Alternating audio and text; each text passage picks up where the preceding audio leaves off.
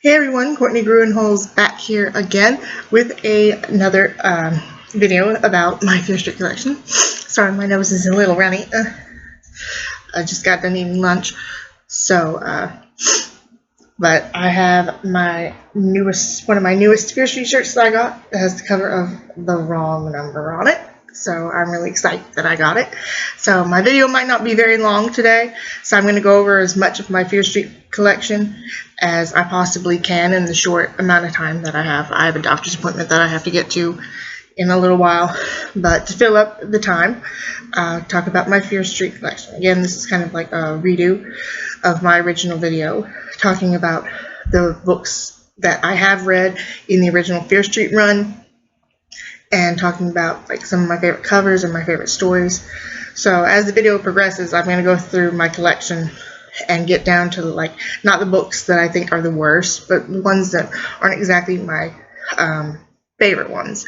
So, but continuing on the journey, going into the Fear Street Super Chillers, I liked a lot of these books, and one of my favorites was Goodnight Kiss, about vampires. So this was the original one.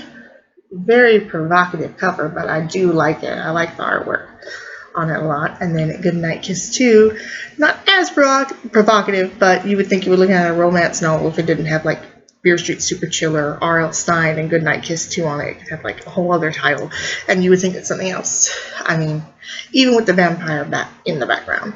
I mean, seriously. So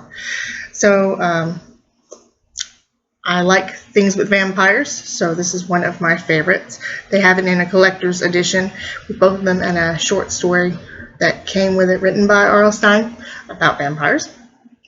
But these two are my favorites. Now, the cover of my edition of Goodnight Kiss 2 is shiny.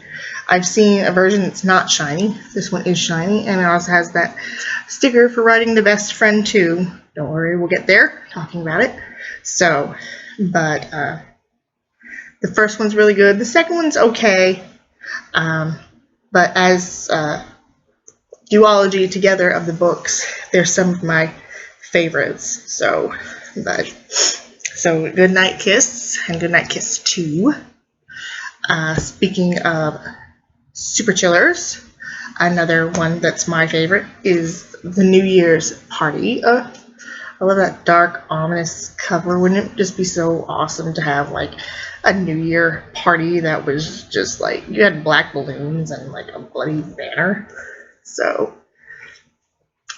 it's about a prank that goes awry at a New Year's party, and of course, people who play pranks in Shady Side don't get to have very long lives. It also involves going back to like the 1960s. But it all comes around in the end, makes sense a little bit once you get into the story. But it has a memorable kill scene that's kind of always stuck with me in my head. So I'm not going to tell you what it is because it would spoil it. But once you get to it, you probably figure out it's the one that stands out in my head. So, but New Year's Party. So it's great. I also like it when covers of the books actually have events that take place in the story on the cover. So that's one of my favorites. I guess another thing with how they have sequels in Super Chiller books, and again the original run has the wrong number and wrong number 2. So another book that got a sequel. Like I said, we'll get to the best friend 2 eventually and everything, but there's the Stepsister Duology. So sequel, original. So and I like kind of how the covers are different. They're both by Bill Schmidt. This is one of the earlier ones, and then these are supposed to be different characters on this one, except the girl brushing her hair in the mirror is Emily, who is the redhead in this book. She's a lot younger on this cover than she is in this one, and I actually kind of like this one better because she looks more innocent and like she's in high school, and this one looks like a little bit older. So The Stepsister 2 is actually kind of really more misleading because it's kind of not really about the stepsister. It's more about the stepsister in this one than it is in this. But it is a continuation, so I won't spoil it too much. But again, so, and it's always interesting to see like these early books get sequels and see their sequel covers because again, they started to get kind of more photorealistic towards the end of the Fear Street run, so it's kind of interesting. I guess they'll continue on again with Super Chillers, because most of the Super Chillers, I like them a lot. So, and then we had Goodnight Kiss with vampires. So next we have Bad Moonlight with werewolves. So, and I hope I didn't spoil anything for you about saying werewolves, but there's a wolf. There's a wolf on the cover. Oh, it's called Bad Moonlight. Add it together once you start reading it. The tagline on the back that also says, "She wasn't just crying wolf," is not really very subtle there, now is it? This is another one of those covers that wasn't done by Bill Schmidt. It was done by David Jarvis. But I like it. I like the purples and the pinks. So kind of stands out to like the female eye of it, but it's really good. And it's about a girl named Danielle who gets chosen to be the lead singer of a rock band. And they end up coming with the name for the band as Bad Moonlight from a song that Danielle writes. So maybe a little bit of inspiration here too. Maybe just a little tiny bit. I even kind of make a reference to this book in one of my own Heart Song novels. So I guess kind of a really cheap ploy to get you to read my books. So, but still, I love Bad Moonlight, and I love this cover. You know, it's not by Bill Schmidt, but it's still a really good cover. My slipper is about ready to fall off my foot. So here we had a little bit of comedy in the video. So,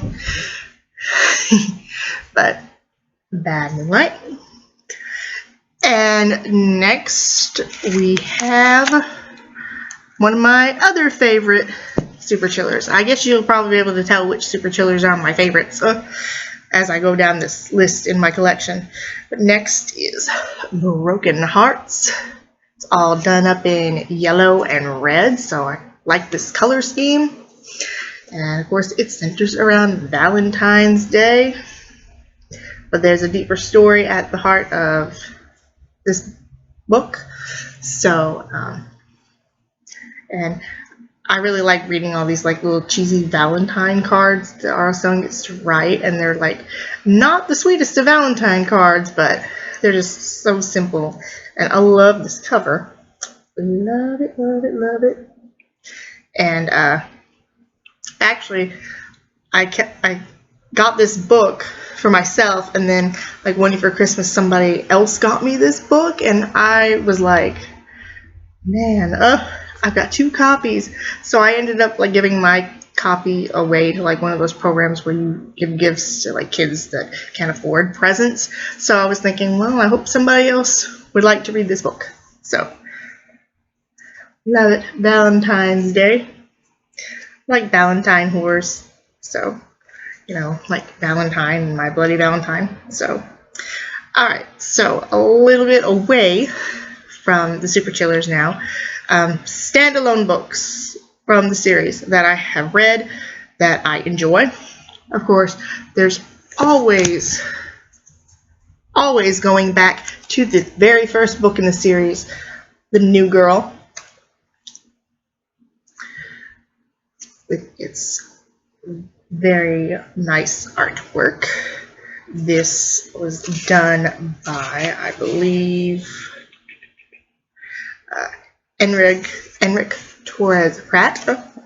So it's very spooky and mysterious and dreamlike and misty, and I like it. And so it's the first Fear Street book that was ever written by R.L. Stine back in June of 1989. And the first ever protagonist in a Fear Street book was a boy named Corey Brooks, who falls in with the new girl at school, Anna Corwin, and from the way she dresses in her old-time clothes and her pale blue eyes and her pale blonde hair. She's like a ghost. Is she really a ghost? That's what we try to find out in the very first Fear Street book. So, it's a good place to start. Not exactly the first Fear Street book I ever picked up, but it's a good place to start. So, and they reprinted it like tons of times. So I'm sure you can find a copy somewhere. I like my original artwork on the books though. So, speaking of another favorite, this is also another one of the favorites of R.L. Stine himself of writing his Fear Street books. I told you that his favorite books to write were writing about Reva Dalby and his Silent Night trilogy because she's such a wonderful person. But his next favorite book that he wrote himself? Switch. This is one of the very first Fear Street books that I ever had. I think this and The Prom Queen were like my first two. So I guess might as well go ahead and pull The Prom Queen out. So these were like the first two Fear Street books that I ever read. I think this was probably actually really the first one because it was newer. So, and then I found this one. But, so, Switched kind of says it all a little bit, and the tagline on the back says she traded places with a killer. Kind of shows you where the story's going to go. But I remember this book having like a lot of violent imagery, and I didn't know if all the Fear Street books were like this. And so I kind of like the ones that have a little bit of a darker element to them, because most of them are like thriller, murder mystery kind of thing. So I like when there's like weird kind of supernatural, paranormal things in it, even if sometimes they turn out not to be very supernatural. They're more mundane, but I like how he gives those little twists and turns. Kind of like The Prom Queen. How I thought it was going to be kind of really supernatural, kind of maybe like, I don't know, Hello Mary Lou Prom Night 2. But then it's not. But it's still good, and it has one of like the best descriptive scenes I've ever read in a Fear Street book before. And so, again, things that I remember. Covers, instances, you know. So these are both great. And of course I have this on a shirt. This would be awesome on a shirt too. So, The Prom Queen and Switched, two of my very first Fear Street books.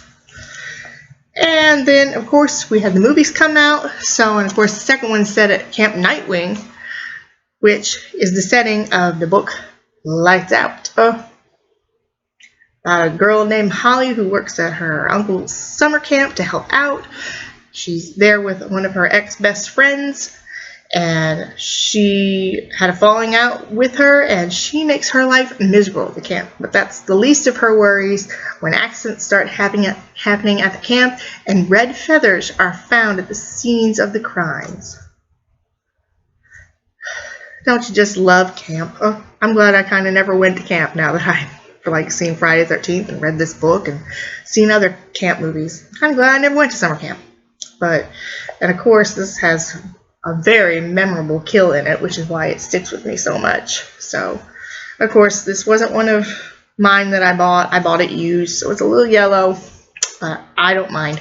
As long as I can read it and it's not falling to pieces too bad, it's still good. But Lights Out.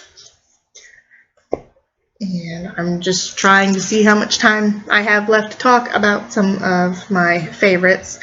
We're going to start getting into ones that, you know, they're kind of okay, but all the ones I've been talking about in my past videos so far, and this one are ones that I remember the most and enjoy the most.